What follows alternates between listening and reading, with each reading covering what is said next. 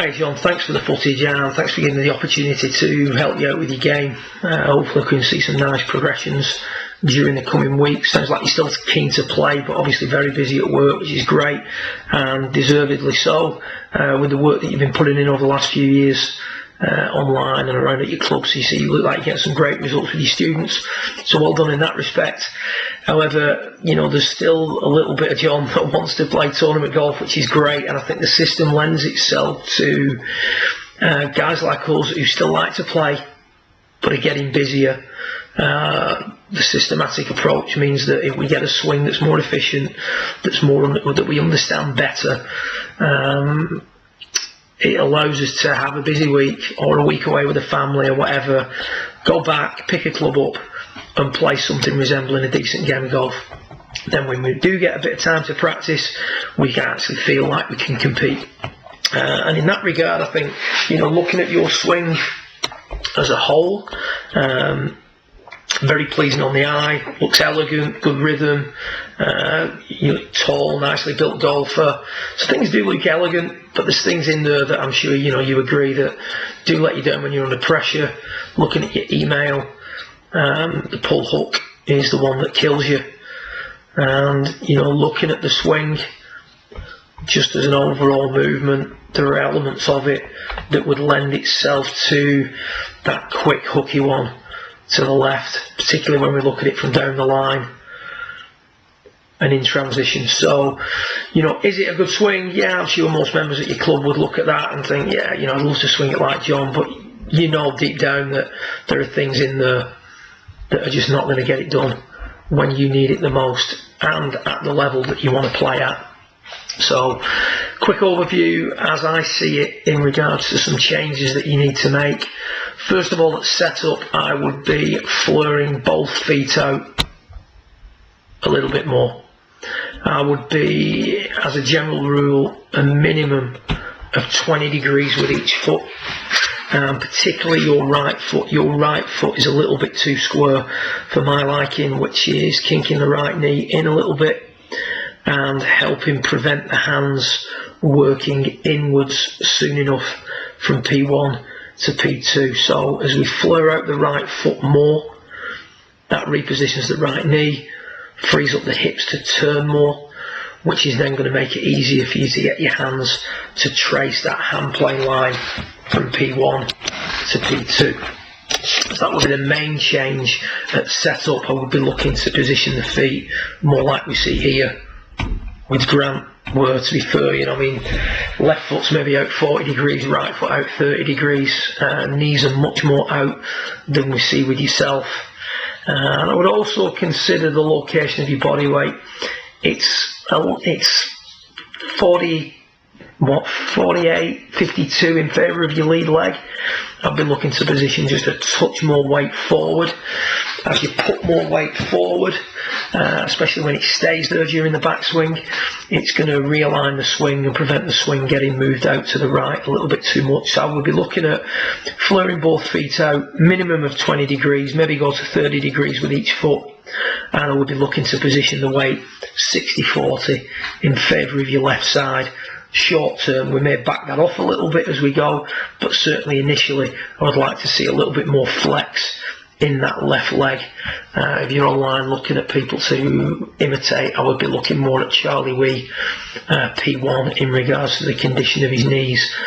Charlie's got much more flex in his left knee than his right at P1, so that will be the first changes that I would make at setup. I think your setup from down the line is nice, posture's good, handle location is appropriate for what you want to do.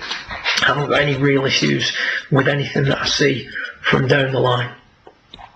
When I look at your movement overall from face on, it's quite a late setting or loading of the accumulators.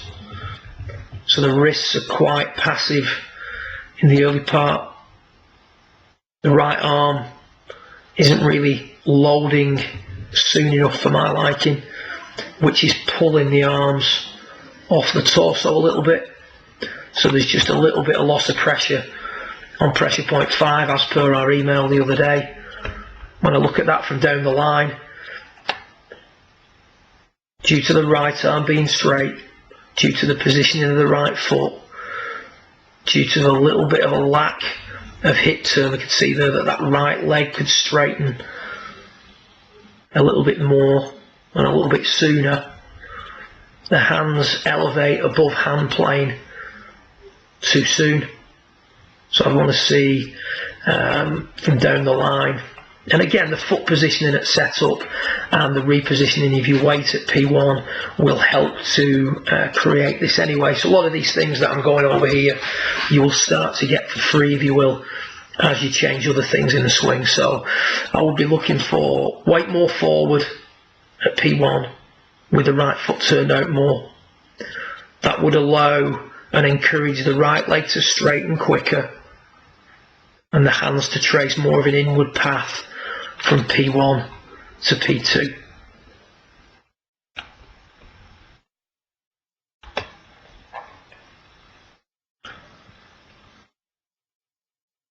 So if we look at Grant, the right arm falls into the side a little bit earlier. There's a little bit more of a setting of accumulator to the wrists from P1 to P2 and just beyond.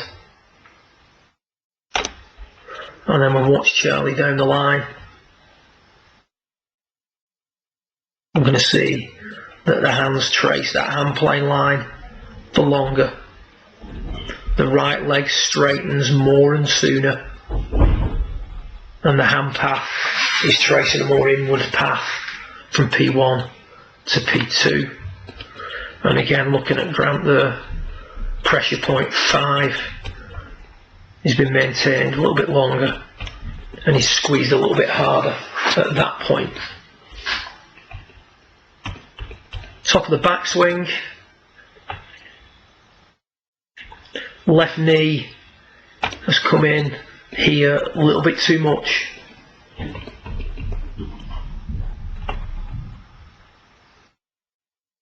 Arms have lifted above the plane line a little bit much. Pressure's been relieved between the right arm and the torso as the arms have lifted.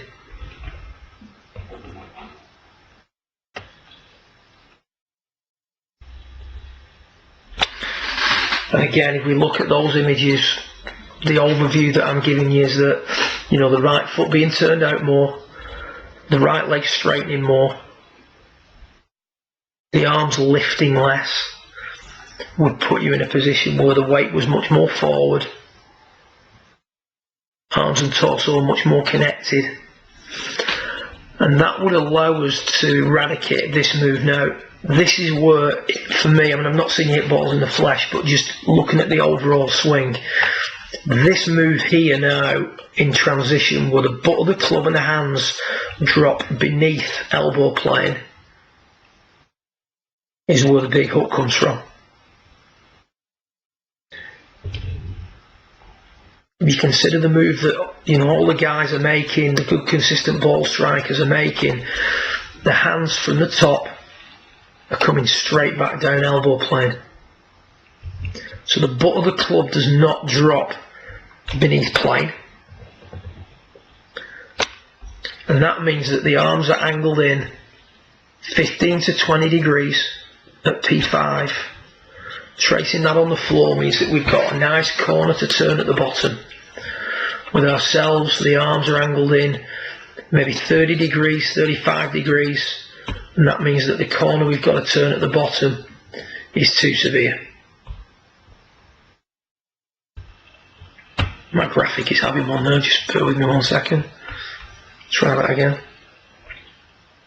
So the arms are too much on the in, creating too much of a corner to turn, which results in a player 9 times out of 10 hitting out excessively with excessive rolling of the club face. So as we're coming into the golf ball at P5, we've got the shaft on the base of the right bicep, and we should see the shaft midway through the right bicep.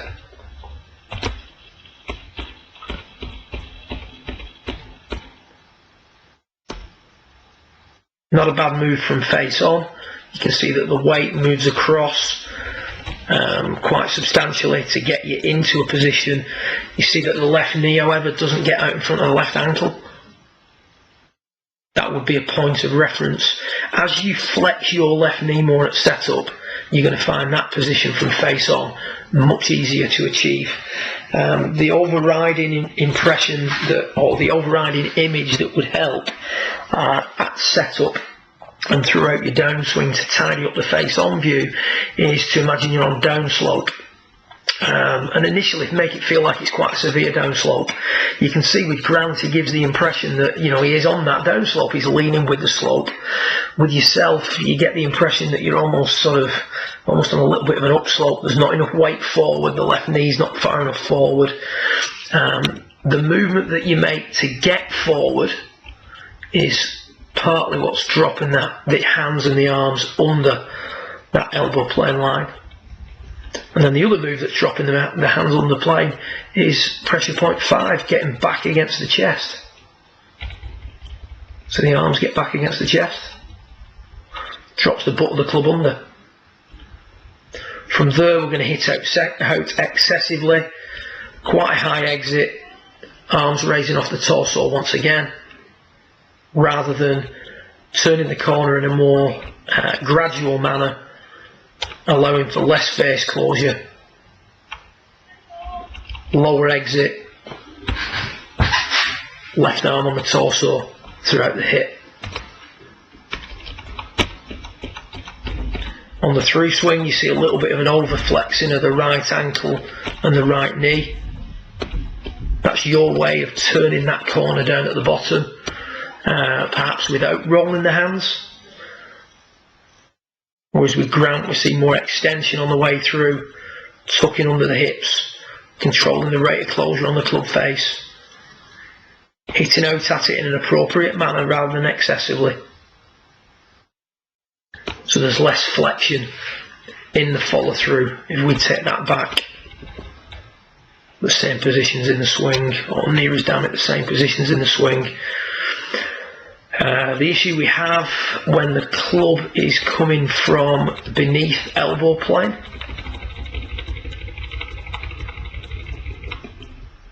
So if we look at where you are at P5,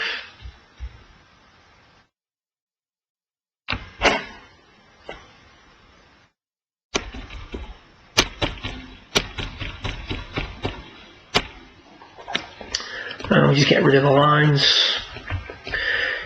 If we have this P5 where the shaft is nearly on the base of the right bicep, and we have this finish where we've extended the spine, extended the pelvis, pushed up out the ground with the lower body,